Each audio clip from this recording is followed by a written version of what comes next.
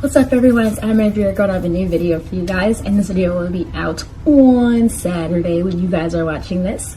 So one of you lovelies asked me to discuss what I like to do at anime conventions, or what I would suggest that everyone do. So I decided to put together this guidebook per se for anime conventions. Those of you guys who either have never gone to an anime convention, or you just want to know what some other things to do at anime conventions if you notice that you seem to do a lot of the same things.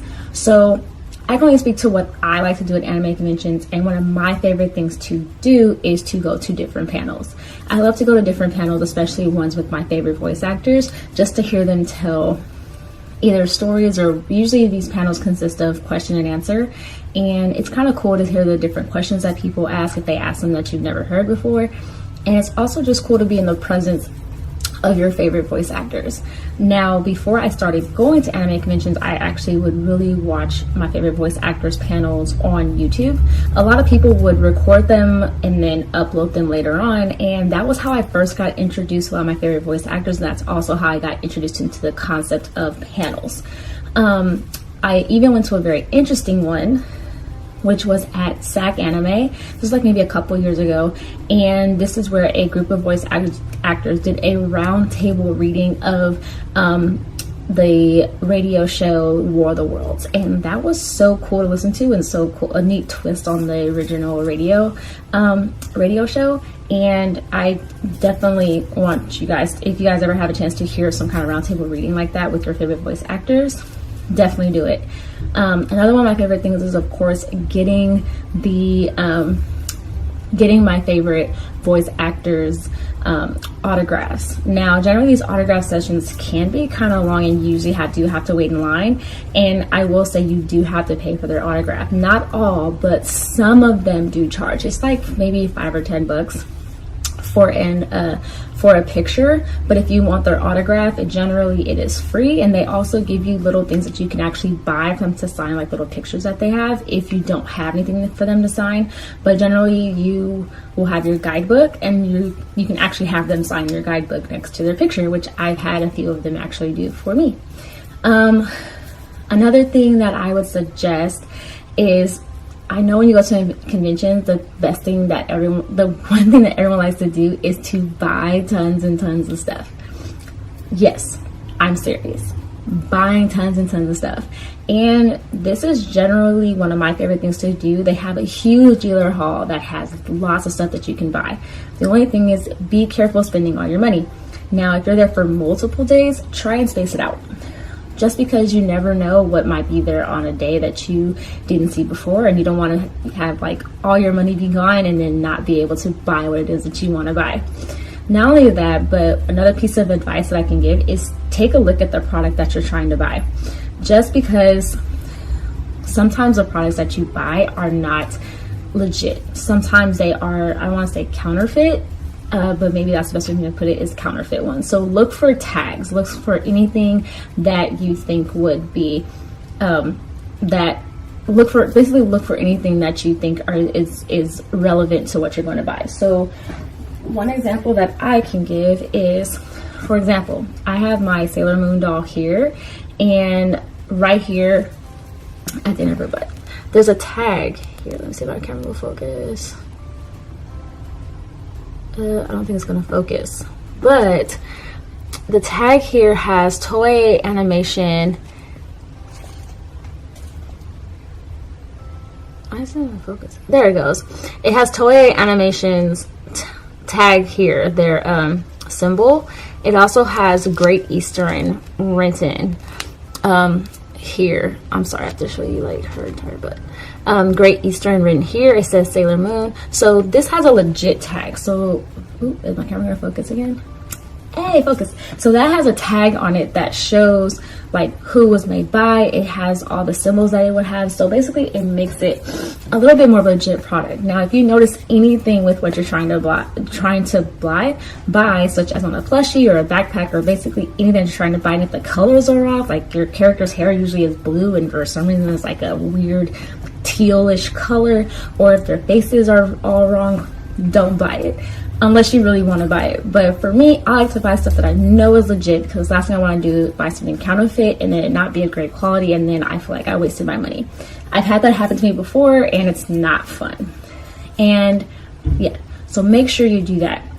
Also, at conventions, you're going to see tons and tons of cosplayers, and a lot of their outfits are out of this world. It is so much fun to see everyone all dressed up as their favorite character. And here's the thing, if you like a cosplay and you want a picture with that person or of their cosplay, please ask them. Generally, most cosplayers are super nice, they're super cool, and I've gone up to them and I've asked for pictures. They generally say yes. And just don't be like a creeper and try and like take a picture of them when they're not looking. Just ask. Usually if they're not busy, they're not doing anything, or they're not heading to like another panel, or if they're not headed to like another like getting something to eat or anything like that, they will say yes. Another thing, your guidebook is your best friend. A neat tip: if you're trying to get to different panels, find out where things are, find out great places to eat, sometimes even great apps to even download, and even to find out what different panels are where, and you can figure out where to go, and it has a map in it, is your guidebook. You usually get your guidebook in a little bag that they give you when you first, not register, when you first check in for the convention, and this is going to be your best friend. This is how my friends and I many times would plan different panels we want to go to. You can see who's in what panel if you're trying to see a specific voice actor, and it also lists a lot of the voice actors that are there when they're going to be doing autographs, so you can plan accordingly.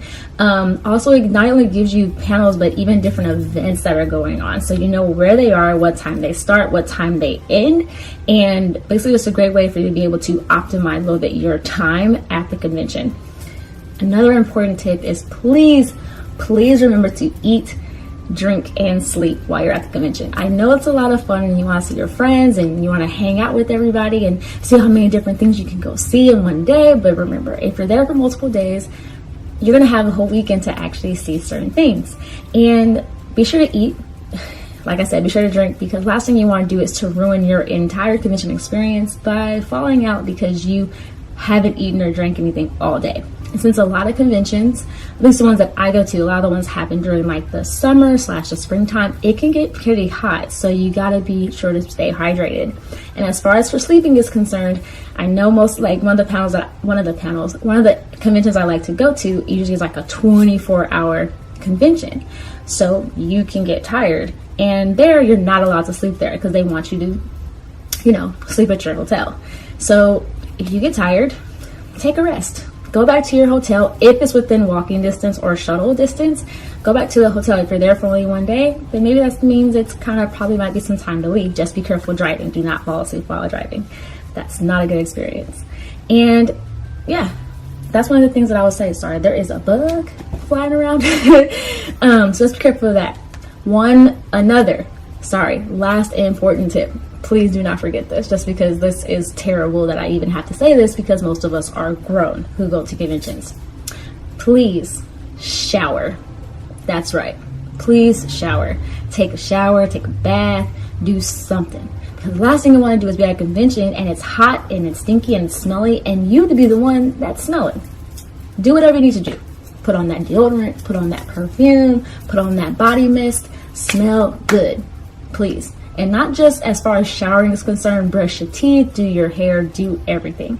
Last thing you want to do is go to a convention and look completely grimy. And by grimy, I mean you just don't look right.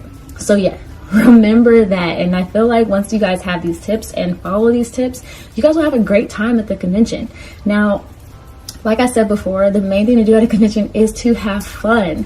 Have fun. Have fun with your friends. Have fun with your family if you take them with you. Just have a really, really good time. And yeah, that's basically the end all of it all. If you go to a convention, have fun. Do what you want to do, but have fun. And if you want to, follow these tips, because hopefully they work out. Some of them work, most of them, all of them work out for me.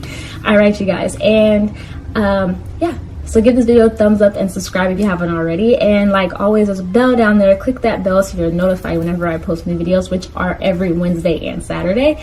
And like always, please strive for your dreams, because you never know what's going to happen. So with that, this is Anna Marie Girl, and I will see you guys next week. Bye.